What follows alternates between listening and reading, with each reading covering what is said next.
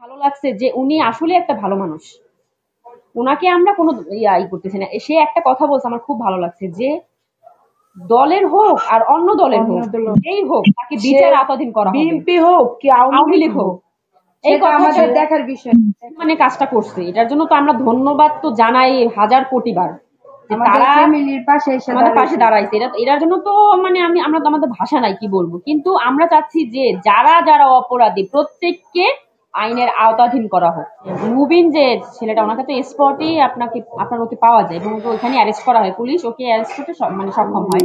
মুহিন উনি কিন্তু বিগত আগেও ওনার চাঁদাবাজি সম্পর্কে অবগত ছিল সবাই। উনি কিন্তু চাঁদা নিত অধিকাংশ ব্যবসায়ীর কাছ থেকে।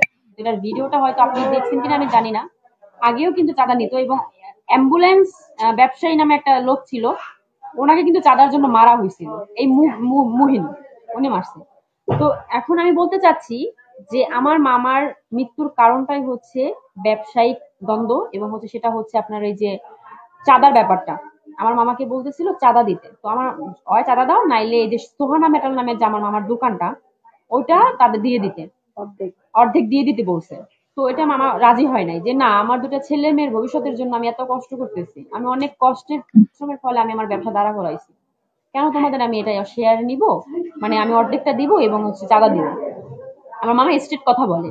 তো ওইটাই হচ্ছে তাদের মানে খুব অ্যাট্রাক্ট, মানে তাদের খুবই গায়ে, এটা তারা মানতেই পারতেছিল না কোনো রকমেরই। তো এই জন্যই আমার মামাকে আর কি এইরকম নির্মম ভাবে আর কি এরকম আমার মামাকে মেরে ফেলে। খবর পাই হচ্ছে কিভাবে, তোমরা তো খবর পাইছো? খবরটা প্রথমে আমার কাছে গেছে। তোমার কাছে কিভাবে?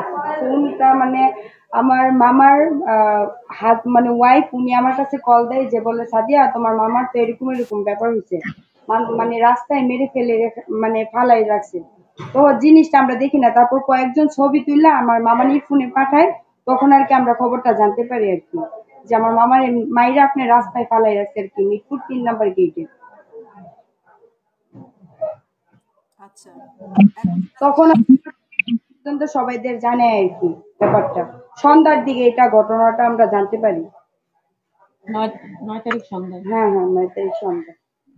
মূল আসামি ম্যাম আমাকে পুলিশ কল করছিল, মানে ওনারা ঊর্ধ্বতন কর্মকর্তা আমাকে ফোন দিছে এবং তারাও চেষ্টা করতেছে। তারা আমার কাছ থেকে যে নতুন যে মানে যারা এটার সাথে সরাসরি সম্পৃক্ত ছিল যে আসামি, তাদের নাম নিছে এবং যারা এটার সাথে ইনভলভ না তাদের নামগুলো আমার কাছ থেকে নিছে এবং তারাও এটার ব্যাপারে এখন অনেক মানে কাজ করতেছে। এবং আমি র্যাব, সেনাবাহিনী তারাও মাঠে কাজ করতেছে এবং আমি আন্তরিকভাবে মানে আমার অন্তঃস্থল থেকে আমি আপনার জাতীয় পার্টির মাননীয় মানে আপনার প্রেসিডেন্ট তারেক রহমান স্যারকে ধন্যবাদ জানাতে চাচ্ছি যে উনি আমাদের পাশে আছে, উনি আমাদের পাশে দাঁড়াইছে এবং ওনার কথা এতটাই ভালো লাগছে যে উনি আসলে একটা ভালো মানুষ। ওনাকে আমরা কোনো ইয়াই করতেছি না। সে একটা কথা বলছে আমার খুব ভালো লাগছে যে দলের হোক আর অন্য দলের হোক, যেই হোক তাকে বিচার আওতাধীন করা হবে। বিএনপি হোক কি আওয়ামী লীগ হোক, এই কথা আমাদের দেখার বিষয় না। এটা হচ্ছে একজন যোগ্য নেতা যে কথা বলে, ওনার ভিতরে সেই সম্পূর্ণ বৈশিষ্ট্যগুলো তার মধ্যে বিদ্যমান। আমি অন্তঃস্থল থেকে তাকে ধন্যবাদ জানাচ্ছি স্যারকে যে উনি আমাদের জন্য একদম নিজে থেকে একদম সব তদারকি করতেছে। ওনাকে আন্তরিকভাবে ধন্যবাদ জানাচ্ছি।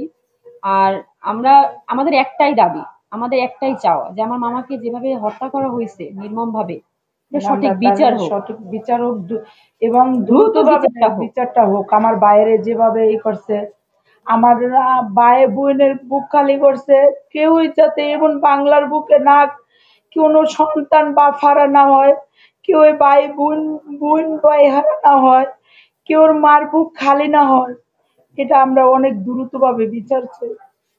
আমরা চাচ্ছি ওনারা তো অতি দ্রুত মানে কাজটা করছে, এটার জন্য তো আমরা ধন্যবাদ তো জানাই হাজার কোটি বার। আমাদের পাশে দাঁড়াইছে, এটার জন্য তো মানে আমরা তো আমাদের ভাষা নাই কি বলবো। কিন্তু আমরা চাচ্ছি যে যারা যারা অপরাধী প্রত্যেককে আইনের আওতাধীন করা হোক। আমরা এতে সন্তুষ্ট, কারণ কিছুদিনকে এই অল্প সময়ের মধ্যে যে 7 জন আসামিকে ধরতে সক্ষম হয়েছে, এর জন্য আমরা পুলিশ, র্যাব, সেনাবাহিনী সবার কাছে কৃতজ্ঞ যে ওনারা অনেক অ্যাক্টিভ হয়ে কাজ করতেছে।